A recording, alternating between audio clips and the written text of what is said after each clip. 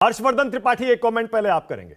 हर्षवर्धन जी, क्या चुनाव आयोग को कम से कम मिलने का टाइम दे देना चाहिए विपक्षी दलों को? इतना बड़ा गठबंधन जब कह रहा है हम आपसे मिलना चाहते हैं। नहीं, निश्चित तौर पर लोकतंत्र में तो मिलने के लिए कोई जिसको कहें कि बाधा होनी नहीं चाहिए। और चुनाव आयोग का काम ही है चुनाव कराना और जो राजनीतिक दल हैं उनसे मिलना। लेकिन कई बार हम कहते हैं ना कि आपका बेसिक प्रीमाइस क्या है, मूल आधार क्या है। 2004 से इस पे ईवीएम पे वोट पड़ रहे हैं, 19 साल हो गए, 20 साल हो जाएंगे अब। और उसमें इतने तरह की सरकारें आई गई जो अप्रत्याशित हैं। अप्रत्याशित मतलब ऐसे ऐसे चुनाव हुए ना जो अकल्पनीय है, किसी को लगता ही नहीं था कि ये भी हो सकता है। और जनता, क्योंकि ईवीएम आ गया, वीवीपैट आ गया, सहूलियत हो गई। जो नए शहरी हैं वो भी लाइन में लग के वोट डाल लेते हैं। और अभी आज सुबह सुबह मैं आपको बताऊं कि मुझे अपने जो हमारा बूथ है उसके बीएलओ का फोन आया कि आपने अपना वोट कटवा दिया है क्या? तो हमने कहा नहीं, मैंने तो नहीं कटवाया। तो उन्होंने कहा नहीं नहीं, फॉर्म 7 भर के और आपके नाम से किसी ने डाल दिया है कि वोट आप अपना कटवा रहे हैं। तो मैंने कहा भैया मैंने तो नहीं कटवाया है। तो ये वोट कटवा कर और बैलेट पर ठप्पा लगाने की परंपरा वो दूसरे तरह से अब करने की कोशिश होती है। और इसीलिए हर बार मतदाता 4 बार साल में कर ले, क्योंकि विपक्षी पार्टी या लोग, पता चला उनको समझ में आता है कि अच्छा इस सोसाइटी से या यहां से हमारे पक्ष में वोट नहीं मिले तो वहां के वोट वो कटवाते हैं। बहुत पुरानी परंपरा। लेकिन अब क्या है, चुनाव आयोग ने साल में 4 बार कह दिया आप वोटर बन सकते हैं। आप 18 साल के हुए, जनवरी में भी बना सकते हैं, जुलाई में भी बना सकते हैं, मतलब 4 बार कर दिया। चुनाव आयोग ने ईवीएम के साथ वीवीपैट लगा दिया। और 2019 में जब झूठ अफवाह फैलाई गई थी, बेशर्मी से झूठ बोला गया, पूरी बेशर्मी से, तो उसके बाद चुनाव आयोग ने बाकायदा बताया था कि हमारी सारी पर्चियां जो मिलाई गई वो एकदम एक्यूरेट पाई गई। चुनाव आयोग की प्रेस कॉन्फ्रेंस थी, सब भूल जाते हैं। अब यहां टीवी पर बैठकर कुछ भी बोलते हैं।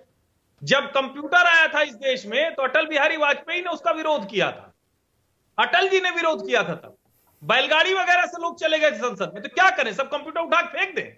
अरे भाई, थोड़ा तो समझदारी की बात कीजिए। और जब लोग कहते हैं कि ईवीएम पर संदेह है, वो संदेह हो सकता है। अभी आप तय कीजिए कि तेलंगाना की सारी पर्चियां मिलाने के लिए सारे लोग जाएंगे चुनाव आयोग के पास, कहेंगे भाई हमारी सरकार है, फिर भी हम मान रहे हैं कि हमारी 10-20 सीटें और बढ़ेंगी, हम केसीआर की कुछ और सीटें ले लेंगे। भारतीय जनता पार्टी को एक वोट तेलंगाना में नहीं मिलना चाहिए था, कैसे मिल गया? ये कैसे 6% से 13% हो गए, 13.88? मुझे लगता है ये बहस बेमानी है। आप इस चर्चा को अवसर दे रहे हैं, लोकतंत्र है, मीडिया को देना चाहिए। हालांकि वो कह रहे हैं मीडिया के खिलाफ भी हल्ला बोल चलाएंगे, आप अवसर दे रहे हैं फिर भी वो कह रहे हैं हल्ला बोल चलाएंगे। तो ये जो हल्ला बोल की प्रवृत्ति है ना, ये बड़ी विचित्र है। और देखिए, अभी मैं तुरंत का एक उदाहरण देकर अपनी बात खत्म करूंगा। माना अभी अभी श्रीकरणपुर, राजस्थान के गंगानगर की विधानसभा है श्रीकरणपुर, वहां भारतीय जनता पार्टी ने अहंकार दिखाया। भारतीय जनता पार्टी ने जनादेश को एक तरह से टेकन फॉर ग्रांटेड लिया। चुनाव चल रहा था लेकिन अपने प्रत्याशी को बना दिया मंत्री। अब सुरेंद्र सिंह पीटी जी की सीट ही बच गई। ये सुनते कहते हुए अच्छा नहीं लग रहा है, लेकिन सोचिए कि किसी प्रत्याशी का चुनाव चल रहा है और आप उसको मंत्री बना देते हैं। थोड़ा रुक जाते। जनता ने कहा अच्छा ठीक है, बना दिया ना मंत्री, अभी हम बताते हैं। इस्तीफा करवा दिया जनता ने, उसी ईवीएम से वोट पड़ा है। और सिर्फ ये एक बार नहीं हुआ है, इसके पहले भी उपचुनाव में भारतीय जनता पार्टी की कई प्रतिष्ठा वाली सीटें वो हार गए। ऐसी ऐसी सीटें हार गए जो कल्पना नहीं थी। मैं उनकी फेहरिस्त गिनाऊंगा तो बड़ी लंबी हो जाएगी। मेरा यह मानना है कि भारत का चुनाव आयोग दुनिया में प्रतिष्ठित है।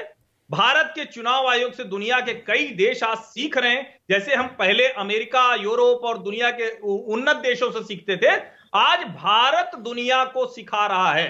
अब हमारे लोग ही उस पर काला धब्बा लगाने की कोशिश करेंगे। जनता लगातार मत प्रतिशत बढ़ता जा रहा है, ठप्पा नहीं पड़ रहा है। बूथ लूट के कोई, वो बंगाल में देखा था ना, बैलेट पेपर से हुआ था, लेके भगा फुल स्पीड में। तो ये सब नहीं हो रहा है तो उनको दिक्कत होगी, कष्ट होगा। जो उसके आधार पर सरकारों में आते थे, लाठी लेकर, गुंडागर्दी करके, बैलेट लूट के, मत पर एक साथ कहते जरा रुक जाओ भाई, नहीं तो इतना कर दो कि वोटिंग तो बड़ी दिक्कत हो जाएगी। कुछ विधानसभा का मैं नाम बताऊं, 80-80% उस जमाने में वोटिंग होती थी। क्यों? क्योंकि एक घर में बैलेट पेपर आ जाता था, कहते थे 9 ठप्पा इधर, 10वां उधर।